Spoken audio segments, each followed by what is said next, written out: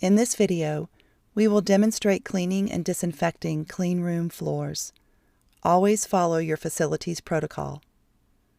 To clean and disinfect cleanroom floors, use a single-use mop with a prepared cleaner. Start at the corner of the room furthest from the entryway, moving the damp mop using the place and pull method and overlapping strokes. Cover about 1 square meter before re-wetting the mop. Continue this process across the entire floor, working your way out of the room.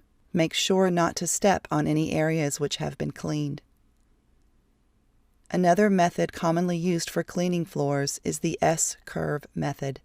To perform the S-curve method, starting at the corner furthest from the entryway, with a damp mop, make your first pass along the wall edge. Begin the S-curve by walking backwards, moving the mop in an S shape, using overlapping strokes. Make sure to maintain one leading edge throughout the process. At this point, follow the same procedure using your facility's disinfectant.